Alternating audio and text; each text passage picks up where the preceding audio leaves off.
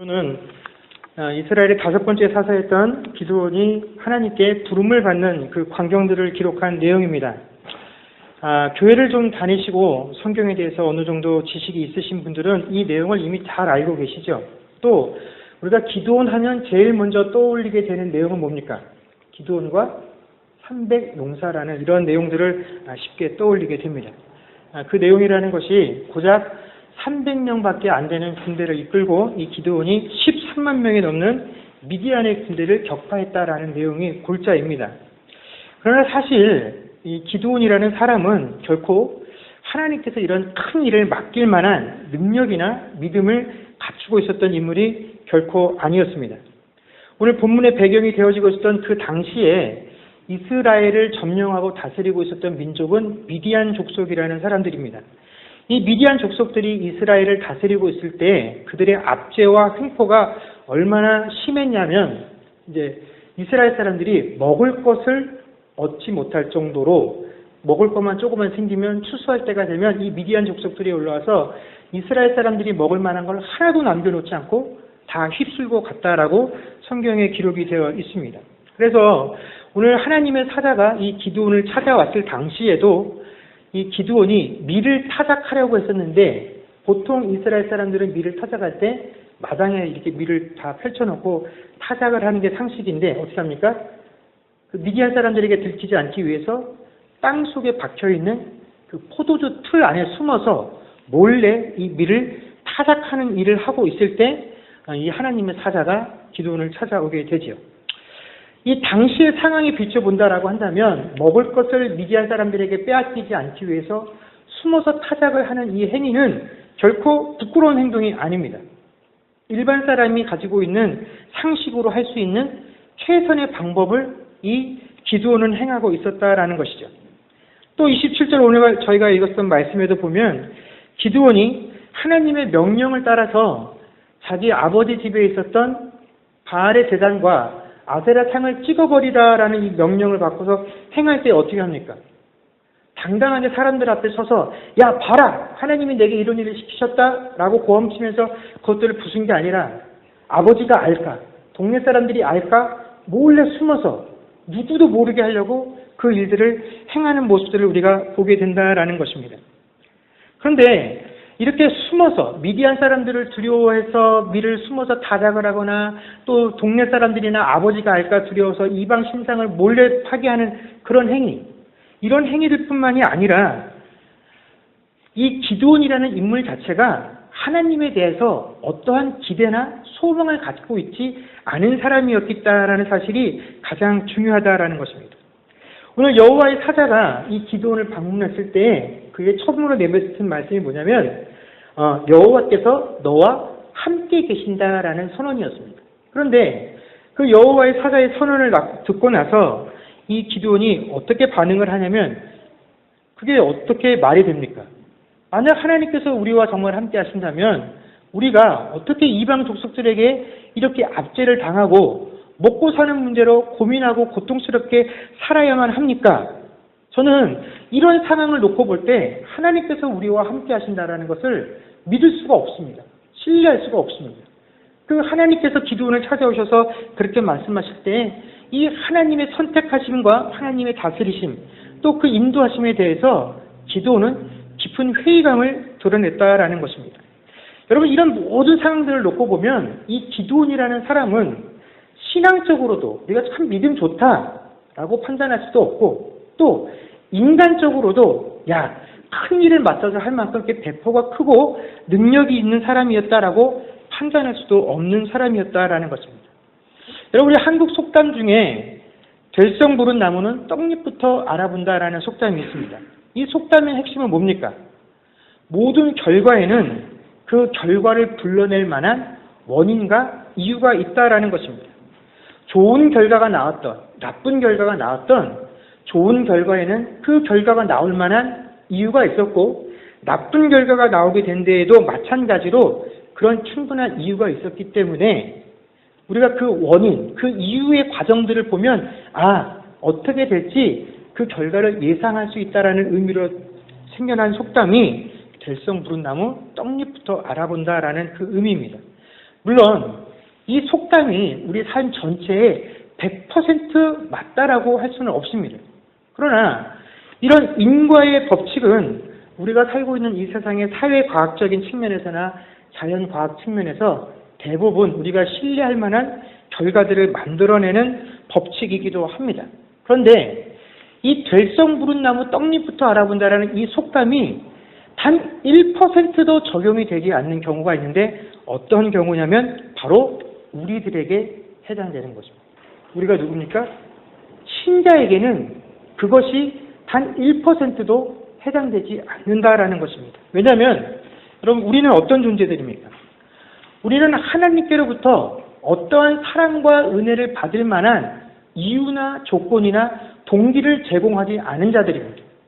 그럼에도 불구하고 하나님께서 전적으로 우리를 사랑하셔서 우리를 구별하시고 우리를 하나님의 자녀 삼으신, 그래서 내가 행하지 않은 것으로 인해서 엄청난 결과를 얻어서 누리고 있기 때문에 이 속담이 우리가 신자가 되어진 신자들에게는 이 속담이 결코 적용이 되지 않는다라는 것입니다. 그런데 이렇게 우리가 하나님께로 중생을 얻는 그 사건뿐만이 아니라 우리가 그 이후로 하나님과 우리와의 관계가 어떻다라는 사실을 알고 난 이후에 우리의 인생을 쭉 살아가면서 내가 소유하는 것, 내게 허락되어진 그 모든 것들이 그것이 영적인 것으로 인해 성취물이든 혹은 내가 세속적인 것에서 성취물이든 그 어느 것 하나도 이것이 다 인과의 법칙에 의해서 내가 온전히 노력했기 때문에 얻은 것이 아니라 하나님께서 그것을 허락해 주셨기 때문에 이것이 내게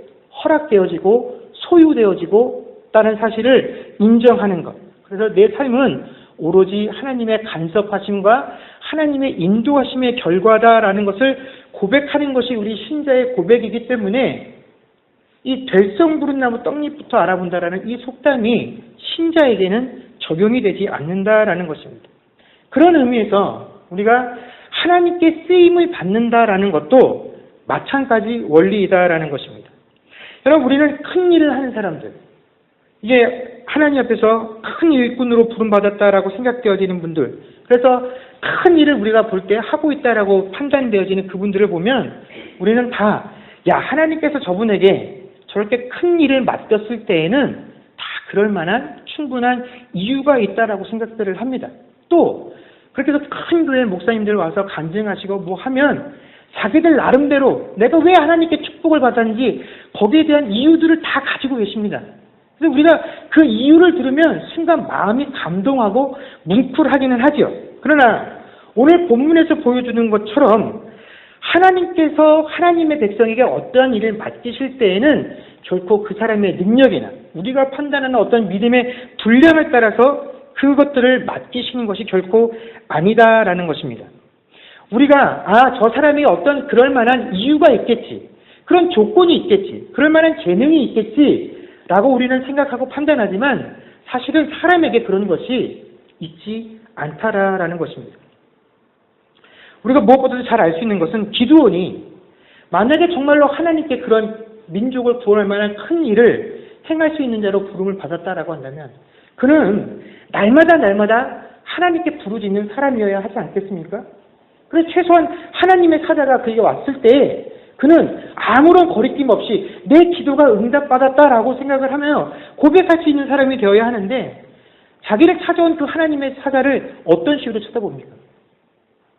믿을 수 없고 의심하고 회의하는 그런 눈빛으로 대하는 것, 이것이 기드온의 모습이었다라는 것입니다. 그런데 바로 그런 기드온에게 하나님께서 그 민족을 구원하는 큰 일을 지금 맡기려 하신다라는 것입니다.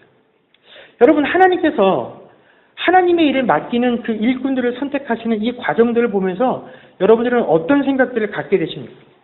이렇게 불성실하고 이렇게 불신앙적인 태도를 가지고 있었던 사람을 하나님께서 왜 이렇게 중차대한 일에 뽑아서 쓰시나? 도대체 이 사람 말고는 이런 일을 맡기실 만한 인물이 없었나? 하는 그런 의구심을 하나님께 갖게 된다라는 것입니다. 내 스스로 판단할 때 내가 최소한 이 기드온보다는 더 하나님에 대한 열망과 갈망들, 하나님께서 이 문제들을 해결해 주실 것이다라는 기대를 가지고 살아가며 신앙생활을 했었던 그 사람들이 하나님에 대해서 아무런 기대도 소망도 없었던 그런 자에게 찾아가셔서 이런 일을 맡기셨다라는 얘기를 듣게 된다면 그 사람은 어떻게 되겠습니까? 하나님께 실망할 것입니다.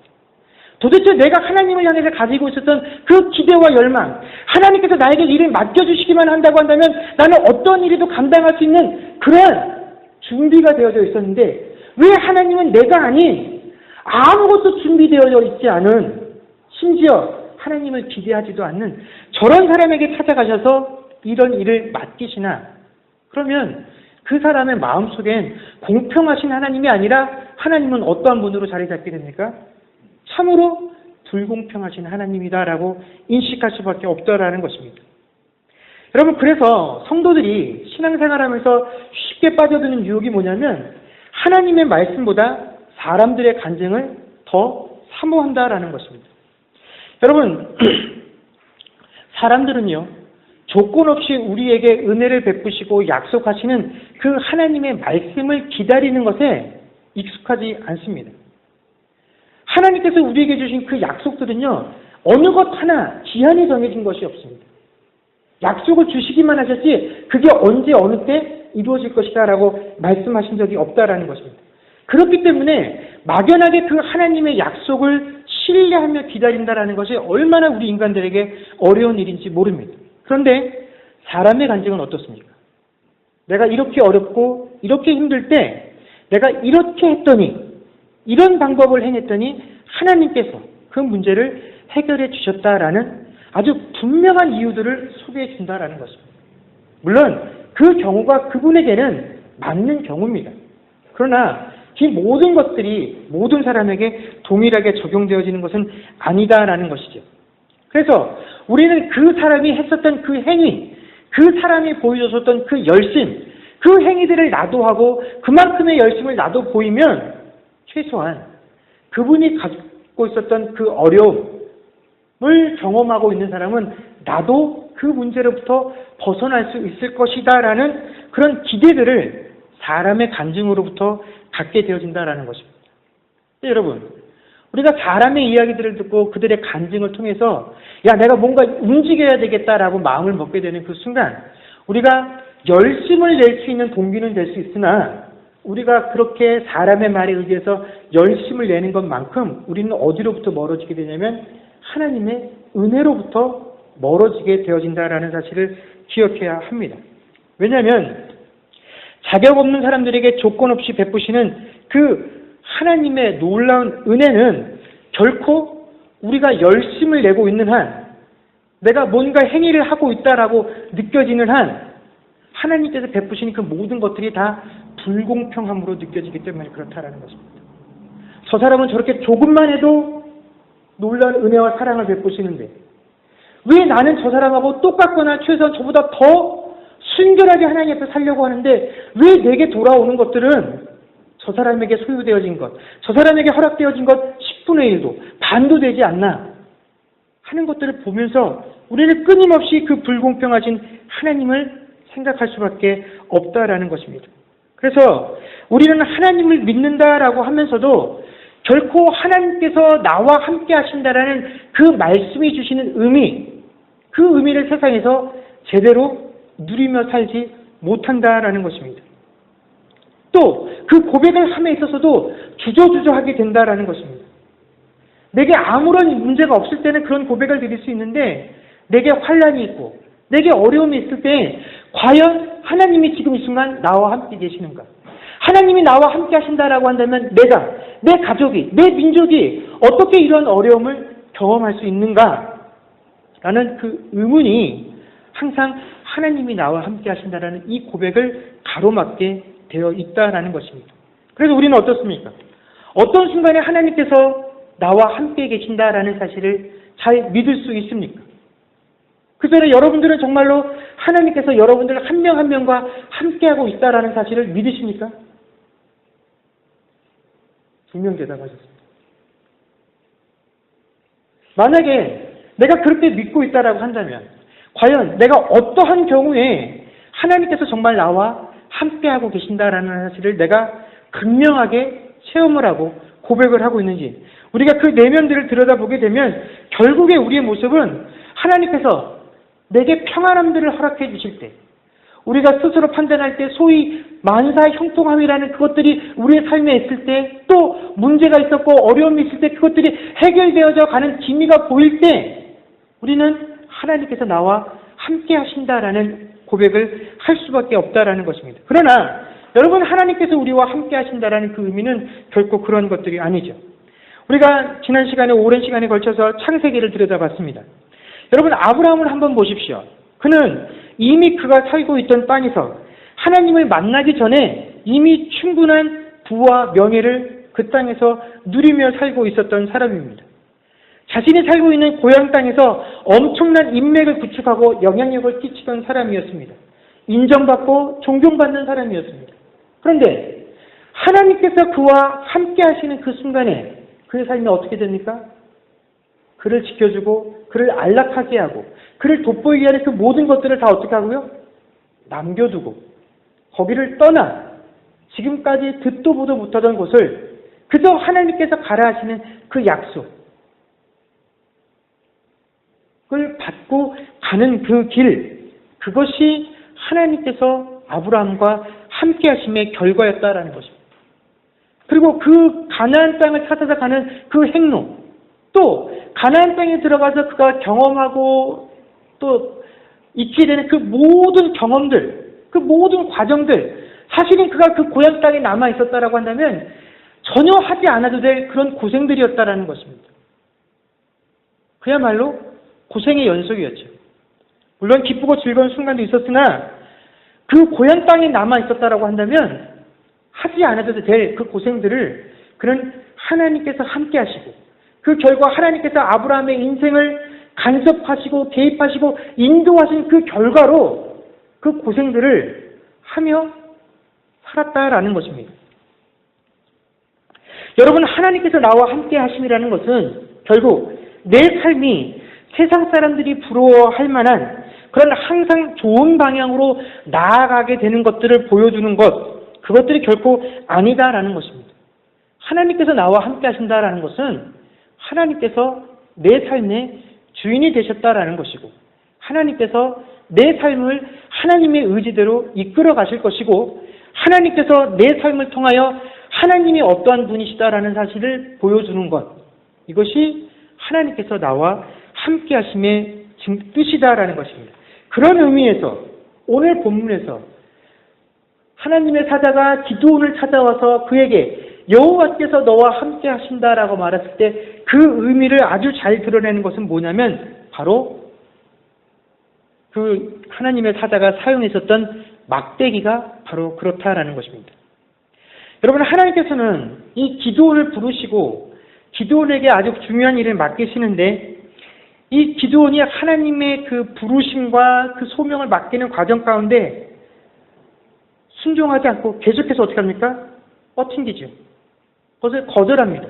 그런데 참으로 놀랍게도 하나님께서는 답답할 정도로 그 인간의 거절을 어떻게 하십니까? 다 용납하고 받아들이고 계신다라는 것입니다. 제 생각 같아서는 하나님께서 찾아오셔서 명령하시고 말씀하시는데 그것을 싫다라고 거절하고 거부하는 그런 녀석들 어떻게 하면 됩니까? 그냥 그 자리에 단번에 쳐버리시면 됩니다. 그리고 너보다 좀 더 나은 놈, 너보다 좀 더 나한테 순종할 수 있는 애, 너보다 좀 더 능력이 좋은 애, 그런 사람에게 가셔서 얼마든지 일 맡기셔도 됩니다. 그런데 하나님께서는 이 말도 안 되는 기드온의 거절을, 이 거부를 어떻게 하십니까? 다 참아내주고 계신다라는 것입니다. 그리고 하나님 이거 보여주세요. 이렇게 해보세요. 그럼 제가 믿을게요. 하는 그 모든 제안들을 다 받아들이신다라는 것입니다. 그래서 17절에 이르러서는 결국 하나님께 어떻게 합니까? 이게 정말 하나님께서 나에게 맡기신 것이라는 징표를 보여주십시오 하고 그 징표를 보여달라는 요구를 하기에 이르게 되죠. 근데도 어떻게 하십니까? 하나님의 사자가 그래 알았어. 어떻게 하면 좋을까? 네가 해달라는 대로 내가 다 해줄게. 뭘 원해? 그러니까 여기 잠깐 계십시오. 내가 가서 고기하고 재물 드릴 것들을 가져올 테니까 기다리십시오 하고 그것들을 가지고 옵니다. 그래서 20절에서 21절의 말씀에 보면 하나님의 사자가 그에게 이르되 고기와 무교병을 가져다가 이 바위에 놓고 국을 부으라 하니 기드온이 그대로 하니라. 여호와의 사자가 손에 잡은 지팡이 끝을 내밀어 고기와 무교병이 되니 불이 바위에서 나와 고기와 무교병을 살랐고 여호와의 사자는 떠나서 보이지 아니한지라 라고 되어 있습니다. 여러분, 하나님의 사자가 고기와 무교병을 바위 위에 놓고 국물까지 부어서 그 바위를 적신 후에 어떻게 합니까? 지팡이를 들어서 그 바위 위에 댑니다. 여러분, 그 순간에 기드온의 시선은 무엇을 따라서 움직였겠습니까? 당연히 하나님의 사자의 손끝에 달린 그 지팡이를 따라서 움직였겠죠. 그 지팡이를 보면서 무엇을 예측할 수 있었겠습니까? 이 지팡이로부터, 하나님의 사자의 손에 들린 이 지팡이로부터 뭔가가 오묘한 법칙이 나오겠구나 하고 그 지팡이 끝을 바라보고 있을 때 사실은 어디에서 불이 나왔다고요? 반석으로부터 불이 나와서 그 제단에 있었던 고기를 다 태웠다라고 되어 있습니다. 여러분, 지팡이가 아니라 반석이었다라는 것이죠. 그렇다면 이 지팡이의 역할은 무엇입니까? 기드온의 시선을 어디로 이끄는 것입니까? 반석으로 이끄는 것. 하나님께서 하실 일을 볼 수 있도록 그의 시선을 이끄는 것이 이 지팡이의 역할이었다라는 것입니다. 그 지팡이가 조화를 부리는 것이 아니다라는 것이죠. 옛날에 제가 어릴 때는 명절이 되면 TV에서 한두 시간씩은 꼭 뭘 했냐면 마술쇼나 서커스단이 나와서 이렇게 공연하는 것들을 보여줬습니다. 그 마술쇼를 보면 유명한 사람 중에 무슨 만리장성을 이렇게 사라지게 하는 그런 마술사까지도 제가 본 적이 있는데, 하여튼 그 마술사들이 나와서 하는 그 마술들을 보게 되면 아주 화려한 도구들과 화려한 의상들을 입고 나와서 아주 사람들을 혼란스럽게 해서 마술들을 해내가는 것들을 보게 됩니다.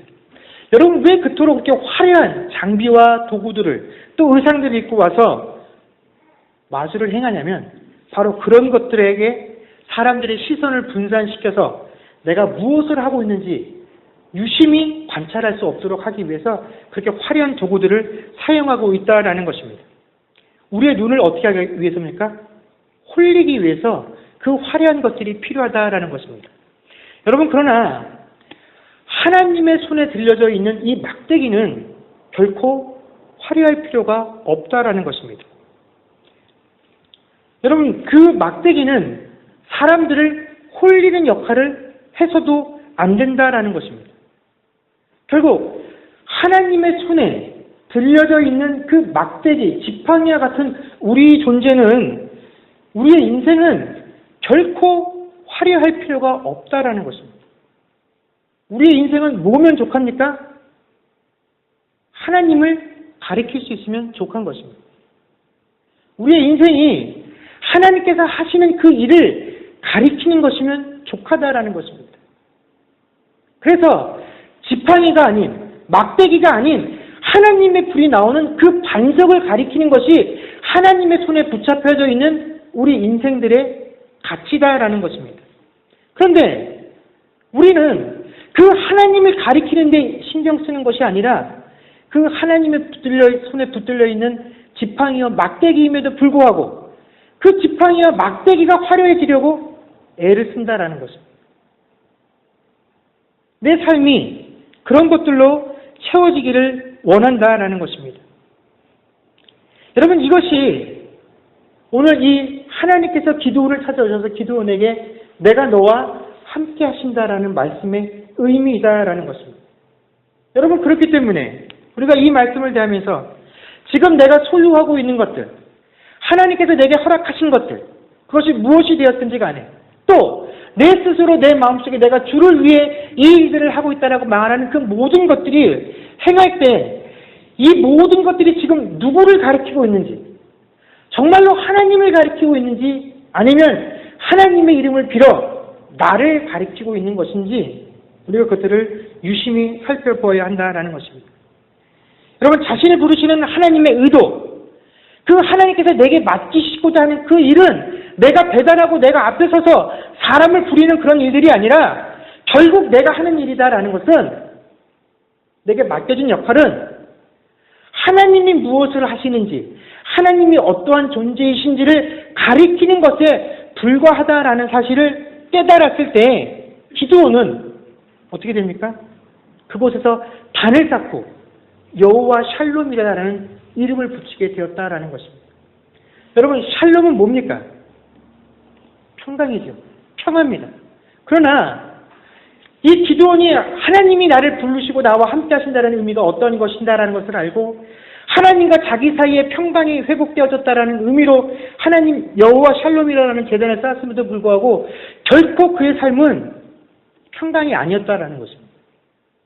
그리고 나서 하나님께서 그 밤에 기드온에게 첫 번째 내리신 명령이 무엇입니까?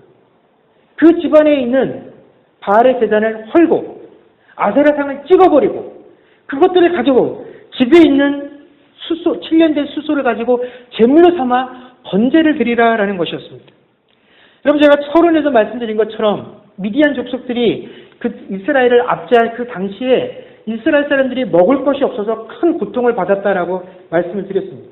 그런데 이상하게 이 기드온의 집에는 7년 된 수소가 최소한 2마리 이상이 번제했다라는 것입니다. 여러분, 먹을 것이 없어서 전전긍긍하는 그런 시대 속에 수소가 2마리 있었다라고 한다면 그 집은 엄청난 부자고 그 집안에 있는 수소는 그냥 평상시에 가지고 있는 수소 2마리의 의미가 아니다라는 것입니다. 여러분, 그렇게 먹고 사는 것이 힘들 때 그 수소 2마리를 잡으면 얼마나 많은 사람들이 끼니를 해결할 수 있겠습니까? 아니, 그렇다면 그 소를 먹지 않는다라고 한다면 최소한 그 소들을 사용해서 농사에 훨씬 더 활용할 수 있었을 테죠. 하여튼 어쨌든 간에 그 아비에게 분명한 이유와 목적이 있어서 그 수소를 계속 집안에 두고 있었을 텐데 여러분, 그 소를 잡아서 번제를 드렸다라고 한다면 여러분, 그 아비가 어떻게 하겠습니까? 기드온을 그냥 둘 리가 없죠. 그것뿐만이 아니라 그 집안 대대로 섬기고 있는 바알의 제단과 아세라상을 찍었다라고 했을 때 여러분, 이것은 생명을 내놓고 하는 일입니다. 하나님과 나 사이에 평강이 회복되어졌기 때문에 그 평강이 회복되어진 그 하나님의 자녀와 세상은 어떻게 됩니까? 오히려 불화를 느끼며 살아가야 하게 되었다라는 것입니다. 그런데 우리는 이 과정을 보면서도 사실 기드온이 좀 마음에 들지 않습니다. 우리 같아서는 그래, 하나님께 이렇게 번제까지 드리고 하나님께서 함께 하신다라는 그 약속의 확신을 가졌다라고 한다면 좀 담대하게 이 일들을 사람들 앞에 드러내놓고 하면 더 은혜롭겠다라고 생각을 하는데 사람들의 그 눈총이 따가워서 또 그들이 자신에게 혹시 해코지 할까 그것이 두려워 숨어서 들키지 않으려고 애쓰는 이 기드온의 모습을 보면서 참 처량하다라는 생각과 더불어 아직도 그에게 믿음이 뭔가 부족하구나라고 생각을 할 수도 있다라는 것입니다. 그러나 저는 결코 그렇게 생각하지 않습니다. 여러분, 우리가 신앙생활을 할 때 담대하라라고 이야기를 합니다. 여러분, 근데 우리에게 담대하라라고 이야기할 때는 결코 담대할 수 없는 상황이기 때문에 담대하라라고 요구를 하는 것입니다. 그만큼 어렵고 힘들고 나서기 걸음직하기 때문에 담대하라라고 성경이 우리에게 요구를 하는 것입니다. 여러분, 우리 생각 같아서는 그냥 이 담대하라는 것이 이미 하나님께서 나와 함께 하시니 당당하게 뭔가를 나가서 하는 것, 이것들을 담대하게 하는 것. 그냥 숨어서 누군가에게 혹시 내가 그리스도인이라는 걸 들킬까 봐 전전긍긍하면서 몰래 행하는 것은 담대하지 못한 믿음이야. 그것이 아니다라는 것입니다. 여러분, 담대한 믿음이라는 것은 당당하게 드러내놓고 했느냐 숨어서 했느냐 하는 것이 아니라 하기만 하면 담대한 믿음인 것입니다.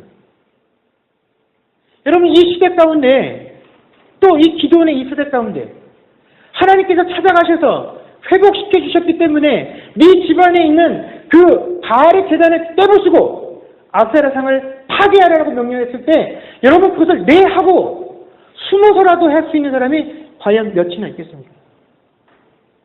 우리가 살고 있는 이 시대도 마찬가지입니다.